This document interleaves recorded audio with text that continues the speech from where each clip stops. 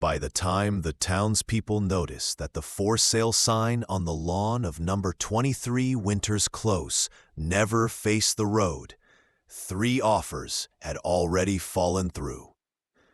Wind was blamed, then children, then teenagers who cut across the empty lot to scare each other with the local verse. Count the windows, count your breath, count to 13, swear a death. A surveyor tried to set the sign with concrete.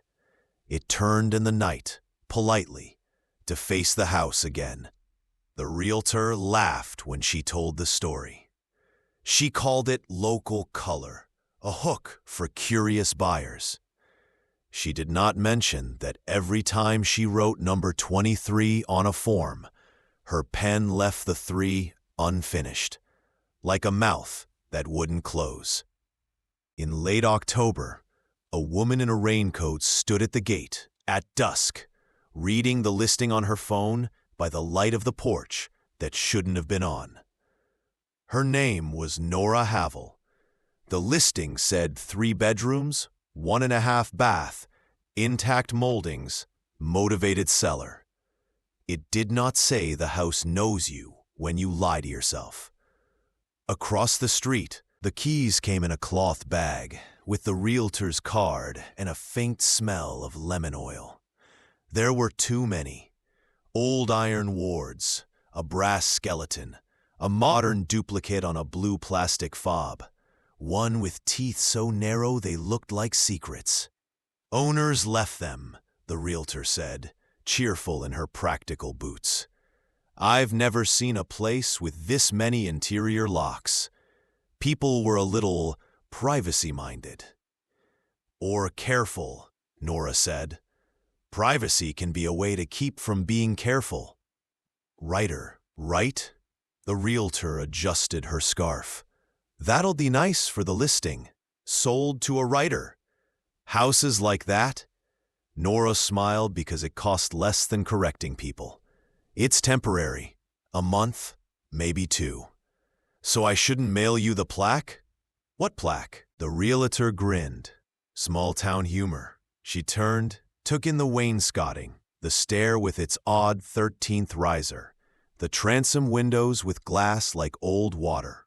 You'll want a dehumidifier. And a plan for the front room. That wallpaper stays, Nora said, surprising herself. The room smelled like dust and lavender husk. The wallpaper was a faded pattern of vines and winter birds, printed slightly off register, so every leaf had a ghost. On the mantel stood a clock that hadn't ticked since a decade that still wore hats. Its hands were both on the 12. Its face had no maker's mark, only the words before and after, in a neat serif that made Nora want to look away. She set the keys on the hall table. One rolled to the edge and settled, watching the front door like a dog that has been taught disappointment and is trying to unlearn it. The realtor checked her phone. I'll leave you to it. I live 2 streets over. If the heat won't come on, jiggle the breaker and tell it you mean it. Does that work? In this town? The realtor laughed. Everything does if you say it like you mean it. When she'd gone, the silence felt not empty, more like a library the second before the page turns. Nora went room to room, as if the house were a book and she could scan the chapter headings. Front room with the birds. Dining room with its built-in cabinet and 3 drawers that refused to open in the same order twice. Kitchen with a window that looked at a brick wall 6 inches away, as if the house were hiding its jawline. Back hall, with a door that didn't fit its frame, too tall by the thickness of a lie. Upstairs, 3 bedrooms, one large and tired, with light that felt like old advice. One small and bright, its floorboards wider near the window where a rug had died of sun. The third had no personality and too much. Nora stood in its doorway longer than the others. Something about the angle of the ceiling made the air feel miscounted, as if there were more corners than geometry allows. Above, a hatch to the attic, with a string that ended 6 inches too high for her to reach without a step stool. On the landing, she found a nail hammered into the banister. A red string was tied to it, frayed as if it had been untied and retied by anxious hands. The string trailed down 3 steps and stopped where a second nail had been pulled and hammered in again. The wood around it was bruised by attempts. "Okay," Nora told the house. "You can keep your ideas. I'll keep mine." In the kitchen, she set a kettle on the stove and discovered the gas worked like a sigh that has agreed to be useful. While the water heated, she opened a box marked books and pulled out a handful of paperbacks to make the counters look less like plans and more like a person. Her phone found a single bar of reception, lost it again, and sulked. The time said 6:13. The clock on the mantel said nothing and meant more. When the kettle screamed, she poured water over a tea bag in a mug left by the former owners. World's okayest parent. She didn't have children. She had a sister once. The mug was ugly and perfect. The back door rattled against a latch that had opened easily earlier. A draft coiled around her ankles. She swallowed and told herself to be precise. The house is old. The house settles. The house has gaps. You are a grown woman. She carried her tea to the front room. Dusk reached both hands through the lace curtains and made the wallpaper's birds look like a cloud of old decisions. She set the mug on a coaster and picked up the smallest brass key, the one that had rolled to the edge. Its tag read, "Under," in a hand that had been taught by someone patient. "Under what?" she asked it, and the radiator answered by burping a vowel that could have been anywhere.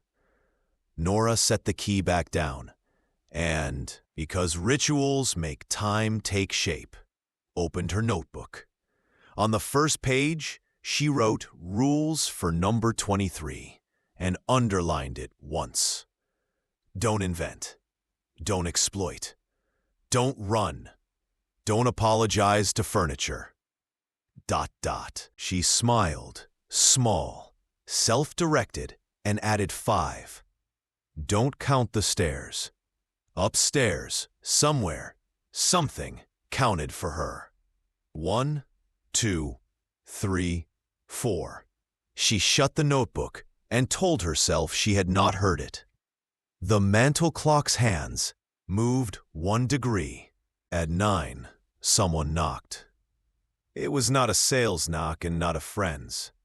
Precise, courteous, as if the knuckles were apologizing to the paint. On the porch stood a woman with a dog built like a certainty. The woman's coat was green and functional. Her hair was gathered in a way that suggested competence had been her profession. She held a covered plate the way nurses hold needles. "Hi," she said. "You don't know me. I'm Marta Lane. I live at 21. This is June." She has opinions. The dog wagged once, solemnly. "Welcome to the close. I brought you bread." "Is it cursed?" Nora said and immediately regretted it. Marta's mouth did something like a smile. "Only with butter. May I come in? Or would you rather a doorstep friendship? Please." The word was easier than all the others. Marta stepped into the hall and inhaled once, professionally. "You lit the front room. Good. That helps. Don't leave it dark," she added quickly, "if you can help it. Please." The word was easier than all the others. Marta stepped into the hall and inhaled once, professionally. "You lit the front room. Good. That helps. Don't leave it dark, she added quickly, if you can help it. I'll add it to my list, Nora said. What does the house do if it's dark? Less, Marta said, and more. She set the plate on the entry table and touched one of the keys with her fingertip, careful as a technician. You kept the keys together. That's better. For what? For not? Marta searched for a word and settled on proliferating. Nora laughed once, startled. I'm Nora. I know. Marta glanced at the mantel clock, and then carefully did not look at it again. How are you with sleeping in new places? Proficient, Nora said. I move when I can't write. Moving is how I fail forward. Marta nodded, the way people nod when they recognize a diagnosis by the smell of it. If you hear someone say your name from under the bed, don't answer. I'm sorry. Or from the closet, Marta continued evenly. Or from behind the bathroom mirror. If your voice uses your aunt's cough or your sister's laugh, still don't answer. It's a house thing. It learns your music. How long have you lived on this street? Long enough, Marta said, and stuck out her hand like a lifeline. If you need anything, dehumidifier, a second person to hold a ladder, someone to say, I hear that too. Call me. My number's on the card. She slid a card across the entry table. It had Marta Lane, occupational therapist, printed on it, and, in pen, house sitting too. Nora put the card in her pocket, as if it were a vaccination. What about the for sale sign? Won't face the road, Marta said. Don't force it. It's polite superstition. It was the first thing the close learned to do together. Nora glanced past Marta's shoulder. The sign on the lawn had indeed turned to face the house, defiant as a cat. You'll be fine, Marta said, and looked at Nora the way you look at a person who might not be. Upstairs, if you move anything in the third room, put it back. I can't stress that enough. You'll know which thing when you see it. Because? Because the house eats its name, Marta said softly, and that's one of the names it hasn't digested yet. June sneezed as if in agreement. Marta clipped the leash back on, handed Nora the bread, and made the kind of retreat that leaves you feeling accompanied. When the door clicked shut, the house expanded and contracted once, like lungs remembering instructions. Nora ate a heel of bread with the appetite of someone who has been polite for hours. When she went to wash the plate, the kitchen tap ran brown for 3 seconds and then corrected itself. At midnight, the mantel clock struck a single, quiet note. Upstairs, the third room exhaled. She went to 12:03, because delay is just fear with better stationery. The third room, the one with too much personality, had a wardrobe, a small bed, and a desk that didn't belong to any era she recognized. On the desk, a glass dome sat over an arrangement of feathers and string and a single rusted nail.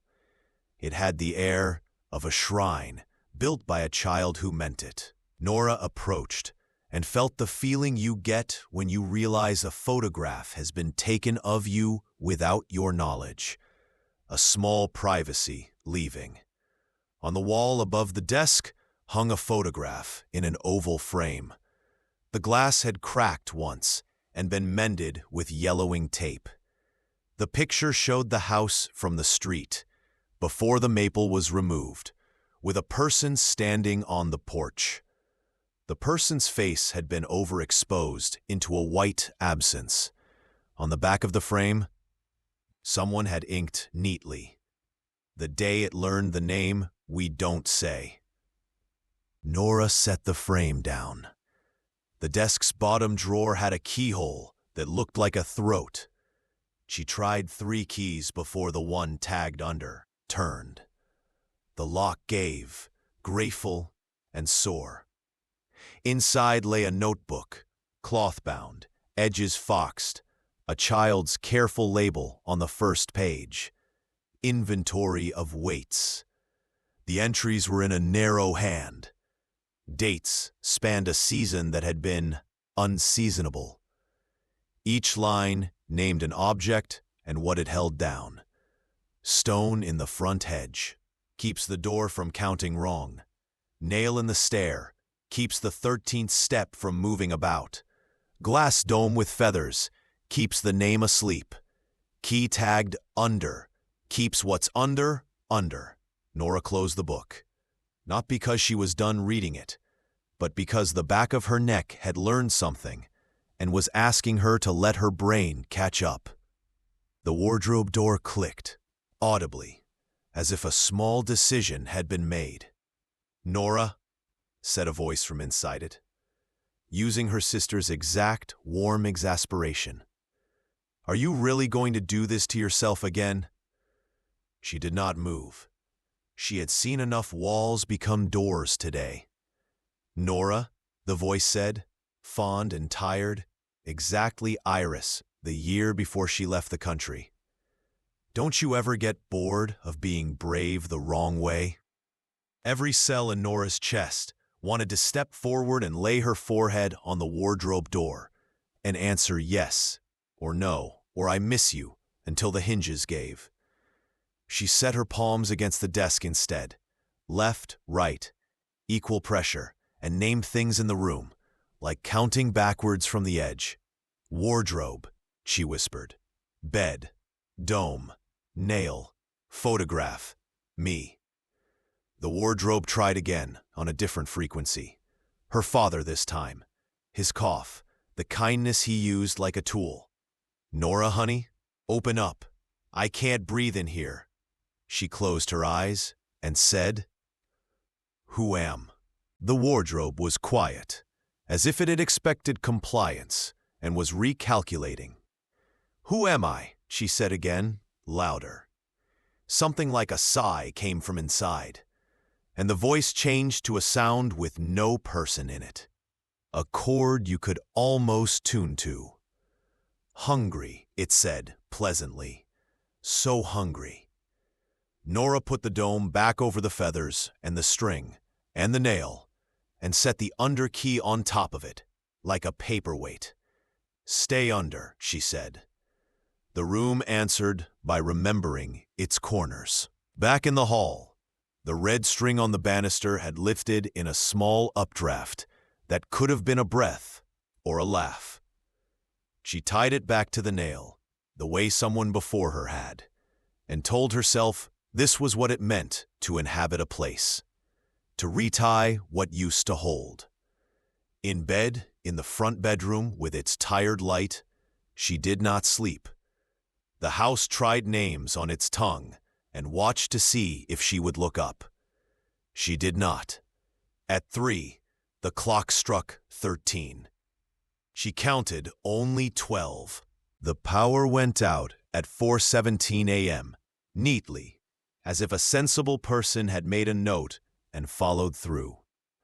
Nora padded down to the basement in socks, holding a flashlight between teeth, because she's always done too many things at once. The basement smelled like what basements smell like when the people who lived above them were good at sweeping and bad at throwing things away. Shelves held paint cans, jam jars full of mysterious screws. A radio with a plug that belonged to a wall no longer in the house. The fuse box lived on the far wall, high, as if keeping its distance would make it wise. She flipped the main breaker. Nothing. She flipped it back and forth, the way people do when they want to pretend they are electricians. The flashlight caught on something taped to the inside of the fuse box door. An envelope browned by time and by the heat of the house at its laziest. On it, in an excellent hand, "If you bought this house, I'm sorry. If it gave itself to you, listen. ML." Nora opened it because of course she did. The letter inside had been written on thin paper with a fountain pen that blotted when its writer got upset. I am Mardelane, but not the one you'll meet, and not in the way you will think. Names go through people on this street like weather. I lived at 23 before the names came apart. The house will show you where it hides its appetites. It will make you think you are the appetite. You are not. There is a thing in the third room that keeps the name asleep. Don't move it. There is a string on the stair that keeps the step from asking you to count. Keep it tied. There is a key marked under. Use it only when you mean it. The house respects meaning, even when it ignores intention. If the wardrobe uses the voice of your dead, it is because you taught it that voice when you stood in this room and said, "Say my name." Don't fault it for learning. But don't listen. I left because I wasn't the right mouth for this place. Someone will be. If it is you, make it eat its own name. How? Listen for the 13 that isn't. Find the place the house can't say itself without borrowing your breath. Put a key there and lock it from both sides. If the sign on the lawn won't face the road, it is because the house is looking at itself. Make it look at you. I hope you didn't come alone. M. Nora leaned the flashlight against a jar of screws and breathed through her teeth. She thought of Marta upstairs, practical and kind, and of the signature on this letter. She turned the envelope over. On the back, newer ink had written one more line. If you do this right, you will have to leave fast. If you do it wrong, you won't leave at all. She flipped the breaker again. The lights came on. In the sudden brightness, the basement looked embarrassed to have been dramatic. Nora went back upstairs and found the front room warmer. The wallpaper's birds almost singing. The clock considering its hands like a person considering apologizing. On the hall table, the underkey lay where she'd left it, on the dome, its tag turned over. On the blank side, a human finger had traced a word in dust, neat as a signature. Down, from the kitchen, something knocked politely from under the floorboards. Once, twice, 3 times, 13. Nora looked at the clock and said, careful as a surgeon, not now. Outside, the for sale sign on the lawn creaked, turned an inch toward the road, and stopped, as if thinking it over. The house woke up differently that morning. The light through the curtains was colder.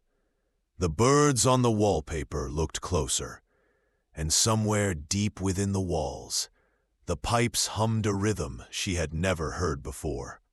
1, 2, 3, 13. Nora sat on the floor of the front room, the underkey heavy in her palm. The letter from the old Mardelane, or whoever she had been, circled in her mind. Find the 13 that isn't. She walked the stairs, counting out loud. 1, 2, 3. She stopped on the 12th riser. It felt right. Wood, old varnish, a groan that belonged. The 13th was silent. Too silent. She pressed her heel against it. Nothing. Then harder. The wood shifted, not up, not down, but sideways. A seam appeared where no seam had been. Beneath it, a shallow cavity with a small iron ring fixed in the floor. And beneath that, darkness. The key in her palm warmed. Under, she whispered. The floor breathed. The crawl space beneath the stairs was not made for human bodies, and yet it was shaped with intention. Nora dragged a lamp in after her and crouched low. The smell hit her first, cold clay and candle wax, and the faint metallic tang of blood that had dried centuries ago.